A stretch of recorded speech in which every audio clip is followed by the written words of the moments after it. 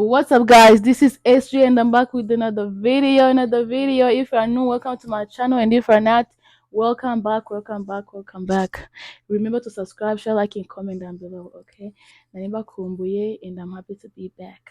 So nkuko muri kubona hano ndi kumwe n'abashitsi abatumirwa ntabwo bwa mbere mubabonye kuri ino channel, gusa ngiye kwareka introducing themselves kubera ko hari abantu bashyashya batabazi. Mwaramutse mwiriwe yani mwaramutse mwiriwe aho mwaba muri hose. Nitwa Muzirane Grace, nkaba nzwi neza cyane nk'amafresheri. Hi guys, nanjye wanyita Judith, ntabwo ari bwo bwa mbere nagera hano. So uyu nguyu ni Grace, akabenshi bamuzi nk'amafrusheri. Uyu nguyu ni Judith, Yudita nangwa se Chance, ubwo buri wese uko amuzi yakira ibyo. So hagati aho rero tuje kuganira ku bintu amatopic nyine atandukanye, nyine ubwo murabyumva. Ngiye kuvuga hano ahantu ibintu tugiye kuvuga, ubwo aho turi bugarukire turagarukira aho ngaho, biraterwa n'ukuntu video iri ingana. Noneho tuzagaruka dukore part 2 nitwa tudasoje ibyo tugiye kuvuga ubu ngubu. So ikintu tugiye kuvugaho ni icyerekeye ku buzima bwo kwishuri hano, naho se urugendo rwo kwishuri uko ubyumva nyine ubwo niko bimeze. Turahera ku impamvu nyine yatumye dushaka kuza ku ishuri. Buri wese cyamuteye kumva yajya ku ishuri. Noneho tuvuge nyine expectations twagize mbere ko tuza ku ishuri, tuvuge n'ukuntu twabisanze, nimba ariko twabitekerezaga nawe se mbari impinduka zabaye, tuvuge n'ubuzima twaciyemo butandukanye. Ubwo so ubu ngubu turahera, nshaka ko tugendera ku murongo kugira ngo turamuka tugiye gukora part 2 tutanyura tugarukira. Tugiye guhera ku mpamvu nyine tugendeye kuri bya clearance abantu batayizi turabibasobanurira, nibyo ngibyo bya expectations nangwa se nuko twasanze. Noneho turagarukira, nitubona video yabaye ndende cyane, turagarukira ku bintu byo kuba mu dorms, noneho especially ku bantu biga ku bigo by'abadive private. Ubwo nituba tubona hakiri umwanya turakomezaho nyuma y'amadorms, ariko nitubona nta mwanya hari turagarukira ku madorms, noneho tuzakomeza next time. Nituyisoza ubwo turaba twabonye tugifite igihe, nitutayisoza tuzagaruka. So ngereka mbanze impamvu yatumye nza kwiga muri kaminuza, ubwo turadusuza kimwe noneho tugaruke tukora round.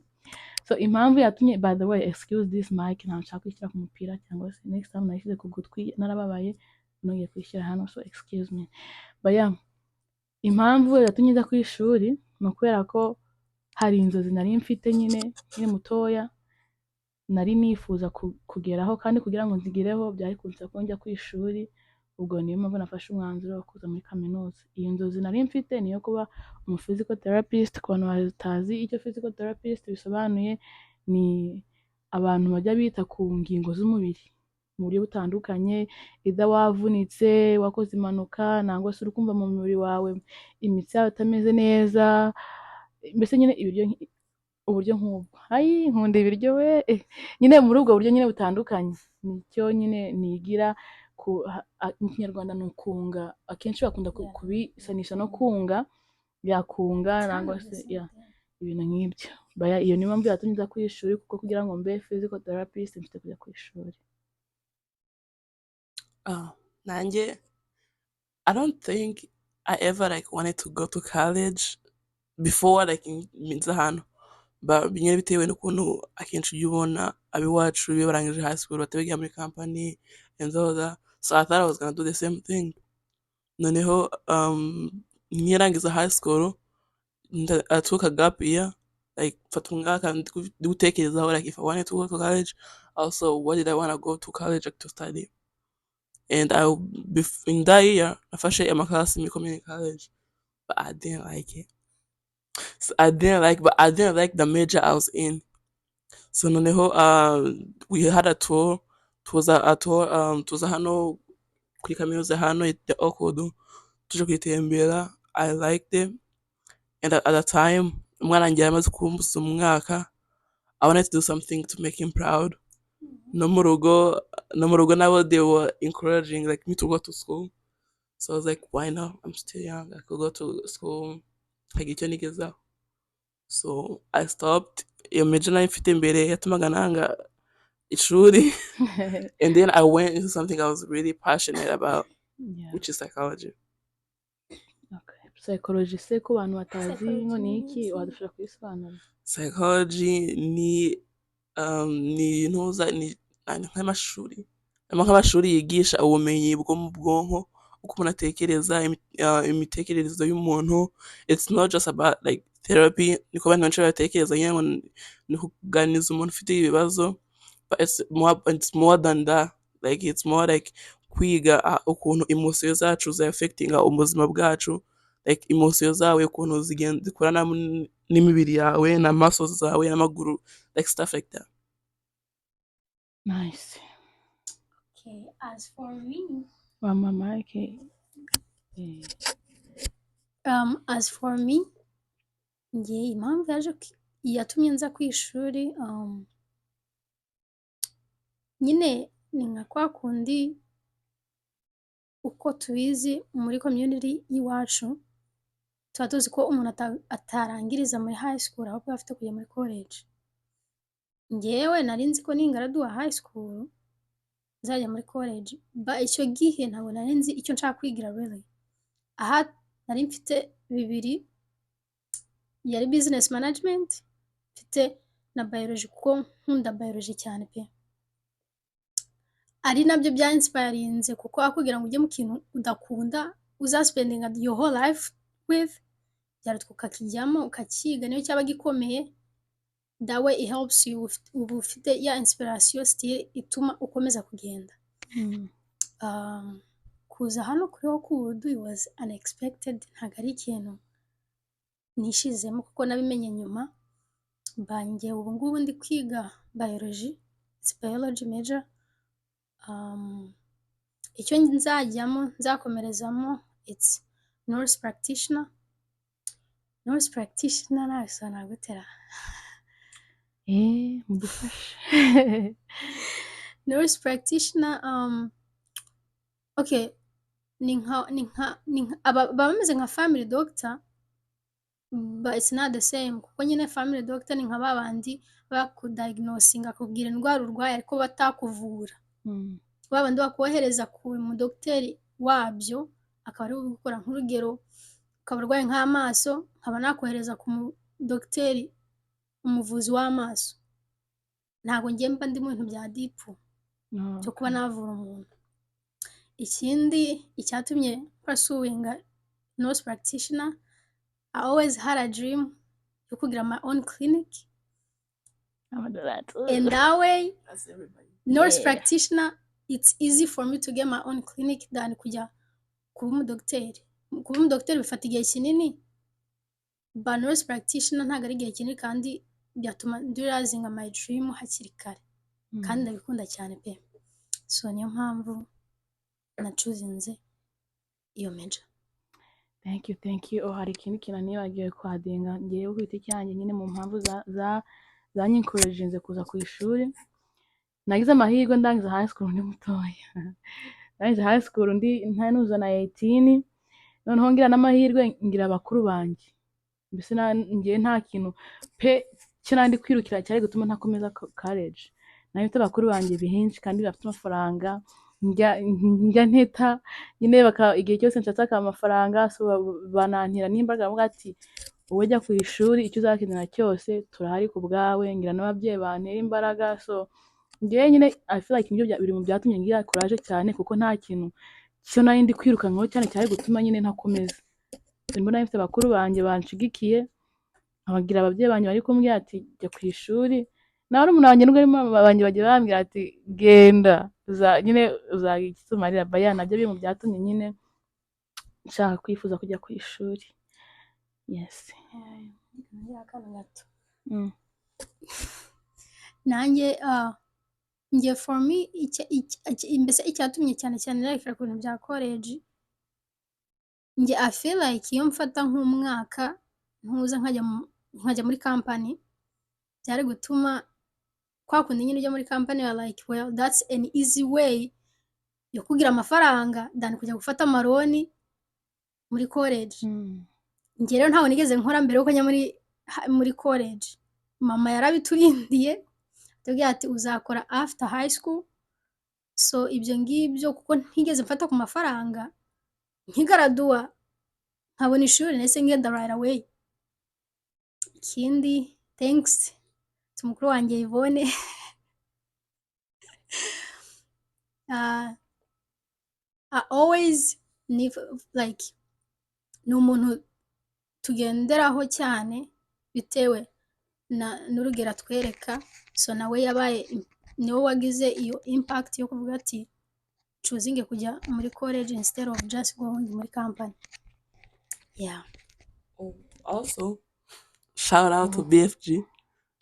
It's this organization called Better for the Generation, Better for the Future Generation. Sorry, niba nyishe, but no, it's this organization. It's the founder is Jackson Muheto, fatanyije n'abandi I don't know what's the names of them, but ifatanyijwe n'abantu benshi bagiye baba ama state atandukanye bajya bafasha teens kugira ngo ntibave muri high school bajye mu kazi cyangwa bajye mu bindi ahubwo bagiye ku ishuri. Aribo banafashije no kujya ma field trip yo mu colleges, and they are still doing that. They do it every year, so shout out to them. Mwarakoze cyane. Nzuri.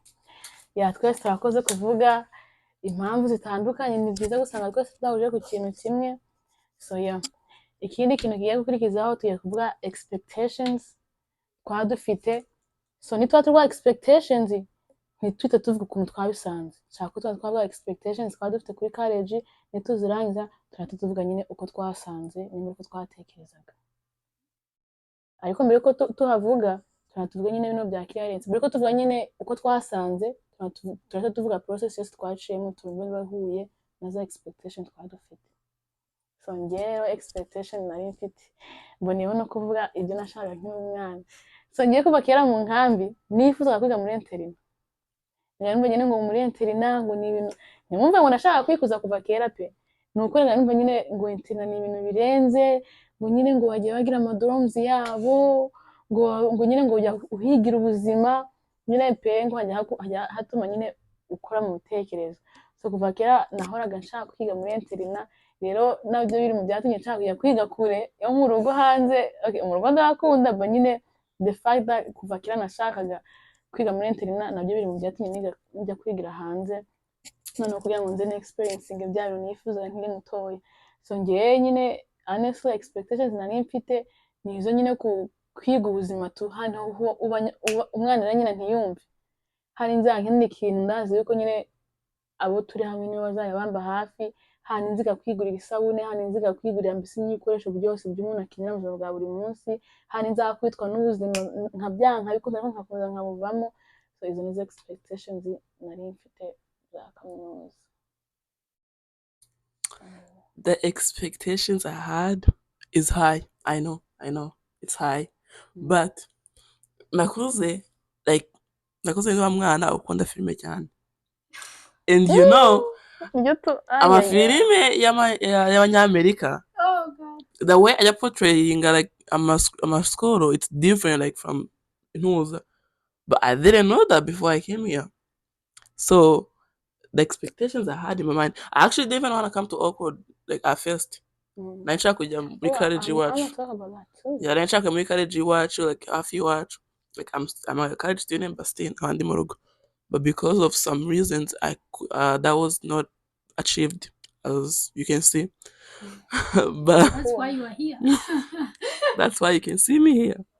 But the expectations I had is that ni ishuri ryigisha the expectation. Sorry, English is not my first language. We all know. Expectations I had of college was that ni ishuri ryigisha ubumenyi ako ryigisha ubuzima.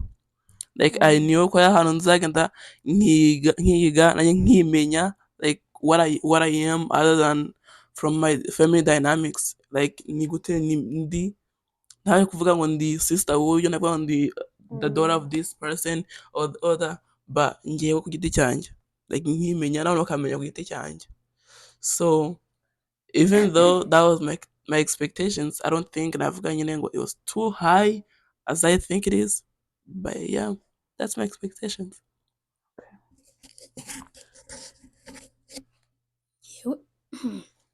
Ngewe expectations zanjye ziri different. ku bandi kuko njyewe nta muntu mfite mu rugo wigeze ujya muri interna kuko navuye mu nkambi nkiri muto ntawe nari nzi ibintu bya college mbese ibintu muhavinga n'ibiki byose which bya impactinze ku byo nari ku expectinga muri college nk'uko Furisheri yabivuze njye ubuzima bwa college nari nzi ni ubuzima batwereka mu mafilime y'abanyamerika. That was the only thing I knew. Usibye ko nyine igitandukanye ni uko wowe ufite ya mindset wo uvuga ati ngiye gukora iki mba ntabwo nari nzi uko ubuzima bwanjye buzaba bumeze and I was that person who was timid. Ese ko mwumvishe nyanza kuvuga nta yindi expectation nari mfite. I just knew what I wanted to do but that was it. So sinzi ko nabisobanura but nta nigeze ngira za expectation ziri high ku buryo navuga ati bizaba bimeze gutya. I just went bitewe nuko nari ndi kwiyumvamo gutyo gusa. nanjye kuza kuri okudu ntago it was not my first action actually. Nari ngiye kugenda hari ikigo cyari cyegeranye n'iwacu, it was only 2 hours from home. Noneho nari ngiye kujyayo ariko porogaramu yaho ya physical therapy yari only for 2 years. Noneho kubw'amahirwe numva hano ngo kuri okudu nyine ngo it was only 10K for 4 years and then I'm like so aho kugira ngende aho ngaho ndabataho ngende aho h'imyaka 2 njya kwishura more than 10K kandi hari aho nagenda h'imyaka 4 nkayishyura yose nkahava ndangije and I'm like why not. Icyo gihe nandi bugende nari ndamaze gutegura ibintu byose naramaze no kuregisteringa kuri icyo kigo.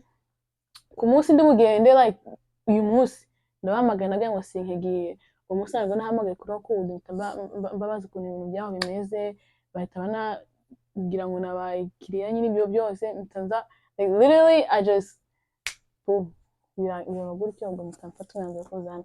So tumaze kuvuga nyine expectations twagiye dufite, tugiye kuvuga sasa ukuntu twabisanze nimba ariko twabyifuzaga. Bino bira includinga ibintu bya clearance n'amadons.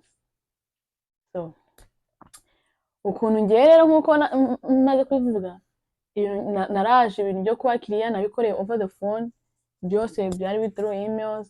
Hari umubyeyi nyine twatuka tuvugana n'undi umuyobozi babiri maze ibintu byose arimfasha. Ngiye nta kintu cyangoye ko cyo kwakiriya ngiye cya mbere ntabwo byangoye na gato. Naje ndi kwiga nk'abandi pe ahubwo ngeze mu madorm okay naje kako nyine ari ahantu ho kuba nanzi ko nyine ibikoresho byose mfite kubyigurira. N'undi niko biba bimeze ikintu utakwigurira ni igitanda cyonyine ibintu byose kubyigurira.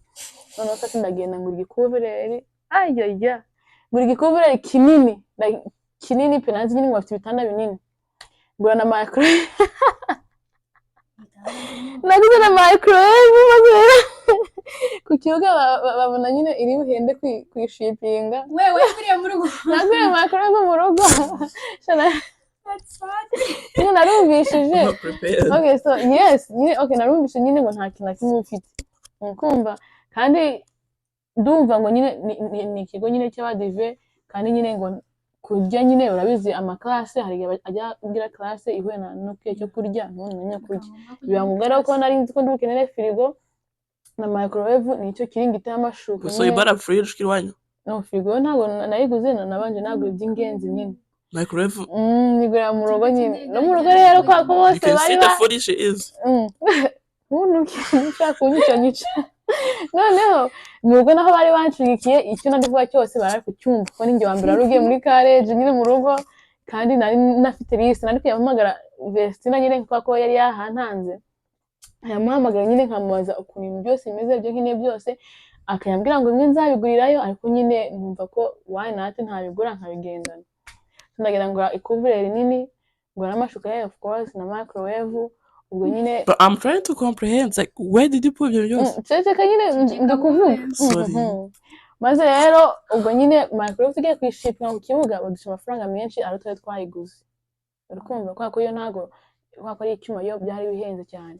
Ubwo ndabati microwave yo reka nze tuyisubize mu rugo ahubwo akubwira tuyishipe amafaranga yagura iyindi reka bampe amafaranga abengene nzagura iyindi ikindi giti cy'ikuvureri amavarisi of course ndashipinga nyine baragenda sigana ibage yo mu mugongo irimo na computer nyine n'amakayi nayagoze everything I was prepared none ikiringiti kikora ku mutwe nta kibazo nari mfite ariko ntabeshye pe nari natuye ariko nka nimaje asiga nk'abantu bari kumbona of course bari kumbona nyine nari nsa pe nk'inkunzi koko ubuturage bwawe never went anywhere simuzi rwashusho rw'urukuvureri ku mutwe ni Kirondoni Londoni nice yari Londoni none umwaka nyine gukura akagozi ndumva akagozi karacika k'ikirondoni gicitse rero nkangena mu kibuga cyose nikoreye ku mutwe that was my first time ngenda mu ndege ndi njyenyine nayimeruka mu ndege turi kuza muri Amerika nyine turi kuva muri Vegas turi kumikira Michigan nyine ukumva ni kera that was in 2016 nibwo nayimeruka mu ndege rero nkangena ndi kuzunguka mu kibuga nageze no kukibangira umwaka kugira ngo ngende muri indi ndege byansaba kujya muri train Yes nabari imbizi niko nibwo amagara vesti na segonda ngo nayobye nyine kubw'amahirwe mbaza abantu nyine mbere katike yanjye baramfasha ngira ku ishuri ngeze ku ishuri nibwo nahise the first day I remember nibwo nakubonye nitamura na vesti na nyine baranyereka around the campus bameze icyumba cyanjye ubwo nyine ndumva ndishimye the next day ngenda mu class nta bintu bitari bisanzwe kwa ko ngiyewe nyine I did not go through it cyane nk'abandi numvishije ubwo nyine bigenda gutyo mba mu dorms nabari icyumba cyanjye nyine first nanagize mu roommate kuko naje nkerewe abantu baramaze gufata ama dorms so mba ngiye nyine the whole semester gusa nari mfite inshuti of course zikazi nsanye nyanzisura ubwo hasi twavuga nyine ukuntu twasanze nimba ko n'ama dorms ubwo nyine bigenda gutyo so abantu nyine n'icyo nyine I think mfite kubuntu tubara ama dorms okay ikindi kintu nyine hano twiga nyine ni private school kandi niko cy'abadive ubwo which means abakobwa babo kwabo n'abahungu babo kwabo rero twagize amahirwe twisanzura tugasurana tukabana mbese nyine ntabwo hano umuntu akeneye ikintu gusohoka mu dorms wambaye icyo ushaka nyine ntugiye hanze ya dorms nyine urisanzura hagati muri dorms tubana nk'imiryango hano nyine iyo umuntu akeneye ikintu utagifite of course turafashanya kuko like I said from the beginning hano turaho umwana aranyumve ntawe nzakeneye isane mpamagare mama muri Michigan jidite n'abafusheri bari hano ngo bamfashe so ni gutyo ngiye ukuntu ibintu byagenze ngera hano so ajya nawe tugeze ku twasanze ukuntu twasanze n'ibya clear ibintu byo kuba cleared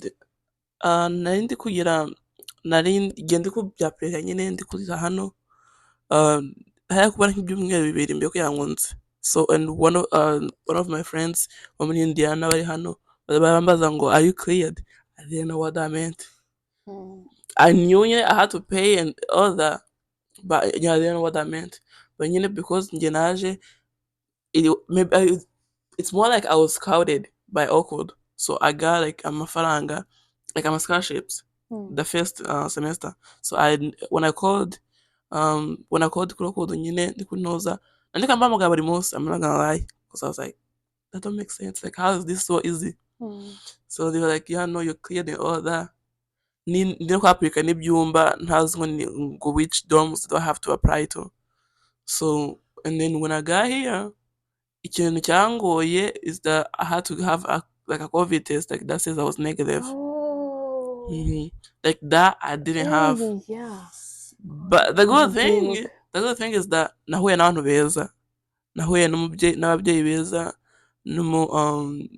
would it be our sponsor Dr. Mbyukira and all those people they really helped me before I could be able to come in my dorms generally my dorms like when I got the paper imvura iri kugwa and the security is kunoza kuri the gate barananza nashaka mu modoka like imvura yaguye nabuze ukuntu ndibuze ni kureba ikapu baranzana my dorms are my freshmen and I think I was like the last person to get the room there and when I got there like my roommate and we didn't really hit it off like that it's not like I'm trying to nabi but with the way I thought like college was gonna be like I thought I was gonna be besties with my roommate but that didn't happen but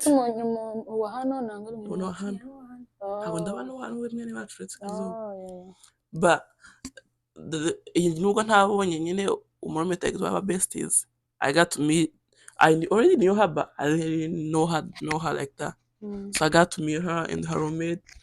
Bese, I base ngewe, I keep saying bese, but I only have big brothers. So when I got here, I got big sisters. Like ngeze mu mwaka wa gatatu, and I could say like nagerinze inshuti zagerinze kuri level ya sisters benshi, and that was all thanks to awkward. So my experience may have been bad, but it wasn't like that bad. Like the good things and the bad things are all like at the same level. So I'm like, even though it's like this, it's like going bad like this.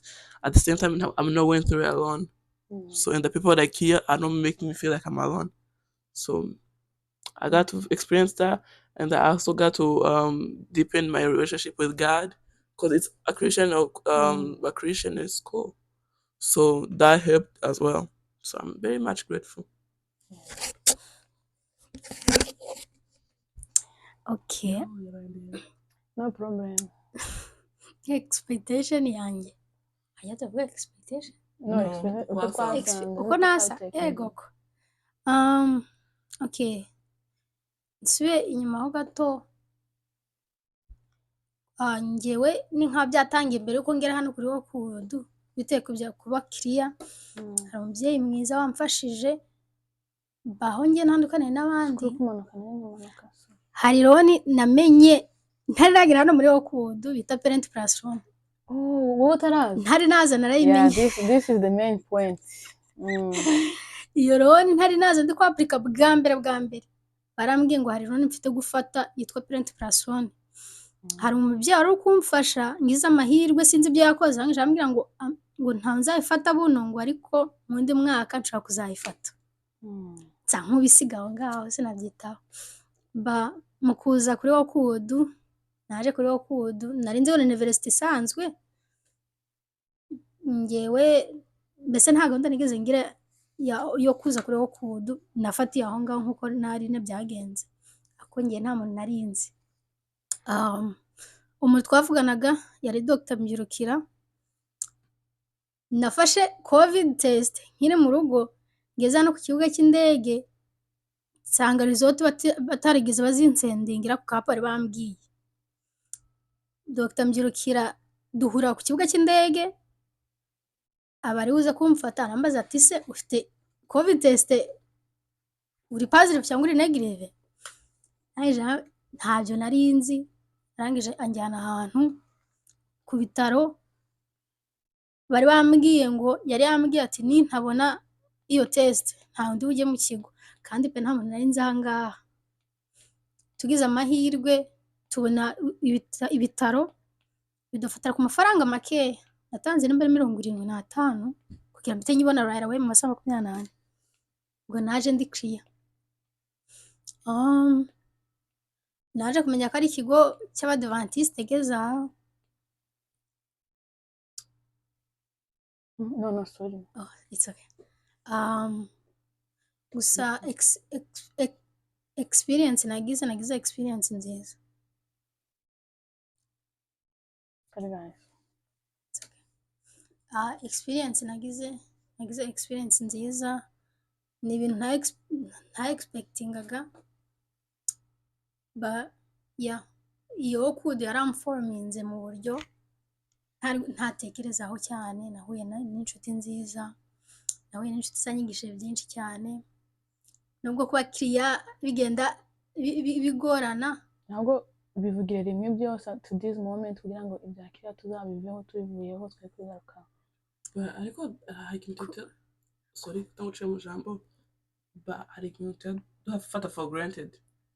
Like we keep saying like tuvuga ngo nyine ngo kwa clear nyine, but I realize like mu Kaminuza they don't even have that privilege yo kuvuga ngo bagiye kurira ngo baririrwa kuri financial aid. Some other schools they hari n'umwana mu rugo nandi kumwaprika ku kigo, he was going ku kigo nyine kuri college, and I called them as the big sisters ngo what's like can I talk to your financial aid office, like I need to know all that stuff. like we don't have a financial aid office. It's just a phone number. If your FAFSA doesn't complete all your money, you just call this number and give like the money ukeneye kwishyura. So iyo turi kuvuga nyine twirirwa kuri financial aid, that's a privilege too, because some of the people don't have that kind of privilege. Because here hano turaza ubwa mbere batari batumenya twese twarazaga tukavuga our life stories and all of them are sad. I'm not gonna lie.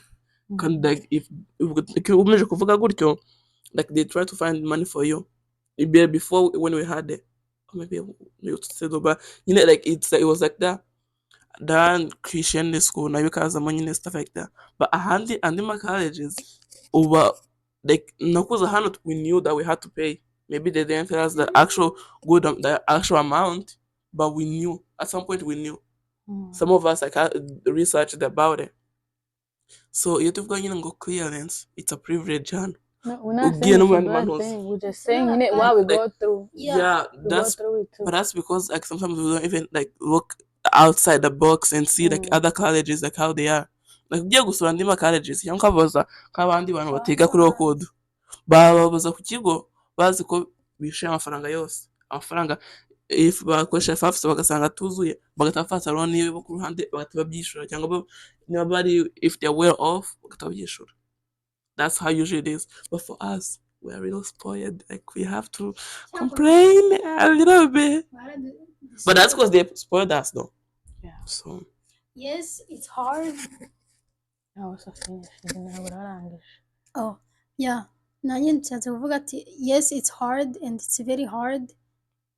Gusa nk'uko Freshera bivuze ku yandi mashuri biragoye kuruta ibyo tujyamo. At least twebwe tugirana n'andi marone baduhereza as a student. Hari abandi batagira ayo marone y'uruhande cyangwa scholarship bakaba bataguhereza scholarship muri iyo moment. Yes, utaprayinze for. But we do. But twebwe we do. Bro. Nyine na school study na school school work on cyo dukora. Oh no, they do too. Iyo ni hari scholarship nyine tugira yo gukora mu kigo. It's the matching one. Yeah, that's the matching. Yeah, warakoreye bitatu. Iyo baguhereza bitandatu. No, ukorera igitano bakunda gushaka indi gitano ya bitatu. Yes. But yeah, I guess nibyo mfite kuvuga. Okay, nyine kakanze be summarizing yo gahoro. Nyine ibya clearance impamvu tugiye kwivuga ntabwo ari nyine tutari gushima kuko pe nkuko babivuze guys namerwa kumeye cyane abantu benshi batabona kuko hari benshi ntitwirenze ko hari n'aba international students batagira na FAFSA. That's because they are well off. Some of them. Hari n'abandi baza kuri scholarship. No, a lot of them come to on scholarship. How do I send this message? You have iPad. I don't have iPad.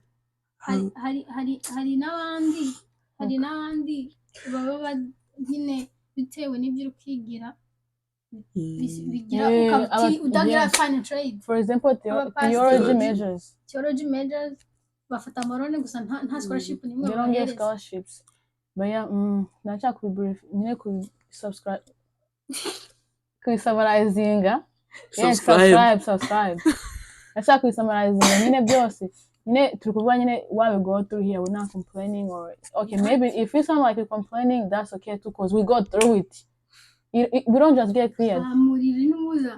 We go through it tukarambirwa abandi bagatangira kwiga tukatangira tudasinziriye, but at the end of the day turi very grateful kwa ibyo nyine bamugani dufite tuba tuzi ko hari n'icyo cyizere. But yeah, ibintu bya clearance rero nkuko twabitangiye hari twakoresha FAFSA yacu tugenga amafaranga atandukanye ariko abenshi arabagenga 6k 8k biterwa nayo uhabwa nyine na government. Noneho arenzeho yose hano tugira ibintu byo kuba 70% cleared naho se 80%. So hano nyine FAFSA arenze kuri FAFSA ufite kuyishakira sometimes naho ufite scholarship yo gukoresha naho ufite nayo amafaranga kuri out of pocket. So hari abagira amahirwe rero bakageringa cleared bitabagoye. For example nkanjye nkuko nababwiye naje ndi clear kandi sinzi n'ukuntu byanagenze muri icyo gihe sinazi n'ibintu byakira ngo ni ibikipe kuko ukuntu nge nabiciyemo ntabwo ariko abandi byagenze. Judith nkuko atubwiye we byaramugoye kugeza ubwo banatangiye kumubwira gufatira ni kugenge cya mbere. Urukumva ko ibintu bitandukanye. Furushere nawe nkumisha kwabuze ibintu byiwe. Hari abantu nyine no kubakiriya bijya bigora bakamara nk'ibyumweru 3 bataratangira ama classes. Kandi uko utari clear niko na bitangiye bishyira ukwezi ko nakora ashize. Kandi uko utari clear niko udafite aho kuba, niko udafite nyine n'ibyo kurya, kuko bajya bagohereza aho kuba ari ukuri clear nyine, bakagohereza na idea yo kurya nyine, amafaranga yo kurya ari uko nyine babaye clear, kuko byose biba biri kumwe, amafaranga nyine aba combininze hamwe nyine. So ibi bintu byose ni ibintu nyine hano nk'abanyeshuri tuya ducamo, ibyo kuba clear no kubona nyine amadorms biba bigoye, itari clear n'ibyo kurya biba bigoye. Gusa nyine at the end of the day ko twabivuze dufite imiryango hano ni turafashanya nk'abavandimwe, twageze n'amahirwe dufite community nini yiga hano, ariyo nicyo kintu cya mbere nkundira aho kuza ahangaha. Hano twagize amahirwe, ngiye nkunda kudupe abandi wenda hafite ukuntu bafata uko mubyumvise ubwo ni uburyo twagize amahirwe dufite community nini. Rero even though unagiteye abatari kiriya dufite amafaranga yo kurya, ntabwo nabanyafite nyine ngo ndeke nyine kumwibuka. Mbese nyine turafashanya iminsi ikicuma, nubwo tuba twirusha kuya, ariko at the end of the day reka dushimire Imana yuko twagize amahirwe, kuko hari aba international students biga hano badafite na kimwe, badafite iyo financial, batanemera gukora hano muri Amerika, kwa ko nyine ari aba international students, ariko twebwe nyine twagiye amahirwe, dufite nyine ibyo bintu byose bitandukanye.